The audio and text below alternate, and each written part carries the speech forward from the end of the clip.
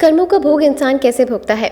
एक गांव में किसान रहता था। उसके साथ उसके परिवार में उसकी पत्नी और एक बेटा था। कुछ समय बाद जब उसके बेटे की उम्र महज 8 साल की थी तब उसकी पत्नी की मृत्यु हो जाती है। किसान दूसरी शादी कर लेता है। दूसरी पत्नी से भी किसान को एक बेटा होता है, लेकिन कुछ सालों बाद बदकिस्मती से किसान की दूसरी पत्नी की भी मृत्यु हो जाती है। किसान ने अकेले ही अपने दोनों बच्चों को पाला पोसा और बड़ा किया। बड़ा बेटा शादी लायक हो जाता है तो किसान ने अपने बड़े बेटे की शादी कर दी और फिर कुछ समय बाद किसान की भी मृत्यु हो गई। अब किसान का बड़ा बेटा जिसकी शादी हो चुकी थी वो अपनी पत्नी और छोटे भाई के साथ एक साथ ही रहा करते थे। कुछ समय बाद छोटे भाई की तबीयत खराब रहने लगी। बड़े भाई ने आसपास के वैद्यों से उसका इलाज करवाया पर कुछ राहत नहीं मिली। अब छोटे भाई की तबीयत दिन ब दिन बिगड़ती ही जा रही थी और बड़े भाई का काफी पैसा उसके ऊपर खर्च हो चुका था। एक दिन बड़े भाई ने अपनी पत्नी से सलाह ली कि यदि ये छोटा भाई मर जाए तो पैसा भी नहीं खर्च करना पड़ेगा और जायदाद में आधा हिस्सा भी नहीं देना पड़ेगा। पत्नी ने कहा क्यों ना किसी वैद्य से बात करके इसे जहर दे दिया जाए, किसी को पता भी नहीं चलेगा, कोई रिश्तेदार शक भी नहीं करेगा, सब यही कहेंगे कि बीमार था और बीमारी से ही इसकी मृत्यु हो गई। बड़े भाई ने एक वैद्य से बात करी और पैसों के लालच में आकर वह वैद्य ये सब करने के लिए तैयार हो गया और एक दिन उसने दवाई में जहर मिलाकर उस लड़की को पिला दिया जिससे उसकी मृत्यु हो गई। भाई भाभी बहुत खुश हुए कि रास्ते का कांटा निकल गया, अब तो उस जायदाद में हिस्सा भी नहीं देना पड़ेगा। कुछ महीनों बाद किसान के बड़े लड़के की पत्नी ने एक लड़के को जन्म दिया। उन्होंने बहुत खुशियां मनाई, मिठाई भी बांटी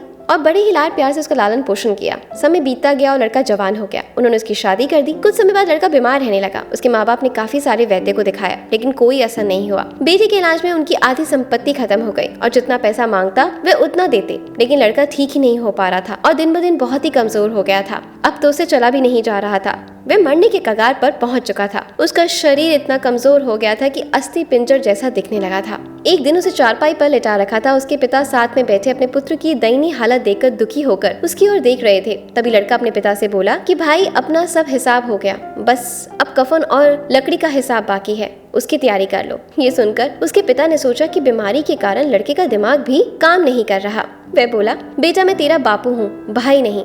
तब लड़का बोला मैं आपका वही भाई हूँ जो आपने जहर खिलाकर मरवाया था। जिस संपत्ति के लिए आपने मुझे मरवाया था अब वह मेरे इलाज के लिए आधी बिक चुकी है और आपकी शेष है, हमारा हिसाब हो गया। तब उसके पिता फूट फूट कर रोते हुए बोला कि मेरा तो कुल नाश हो गया, ये जो किया मेरे आगे आ गया, पर तेरी पत्नी का क्या दोष है जो उस बेचारी को जिंदा जलाया जाएगा। उस समय सती प्रथा थी जिसमें पति की चिता के साथ पत्नी को जिंदा जलाया जाता था। तब वह लड़का बोला कि वो वैद्य कहाँ है जिसने मुझे जहर खिलाया था। तब उसके पिता ने कहा तुम्हारी मृत्यु के 2 साल बाद ही वह मर गया। लड़के ने कहा ये वही दुष्ट वैद्य है जो आज मेरी पत्नी के रूप में मेरे मरने पर इसे जिंदा जलाया जाएगा और ये सब इसका कर्म भोग है। दोस्तों हमारा जीवन जो उतार चढ़ाव से भरा है इसके पीछे हमारे अपने ही कर्म होते हैं। हम जैसा बोएंगे वैसा ही काटना पड़ेगा। याद रखिए किसी का बुरा करके हम कुछ समय के लिए खुश हो सकते हैं, हो सकता है वो समय कुछ लंबा हो, लेकिन कर्मों का भोग हमें इस जीवन में ही भुगतना पड़ेगा।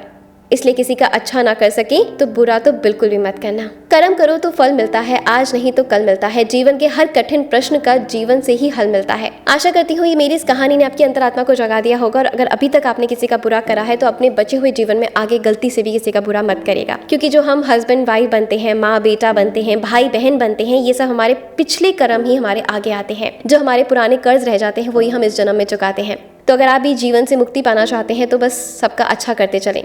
Good luck. आपकी मुलाकात होगी ईशा से कल कुछ नई चीज़ों के साथ। Thank you.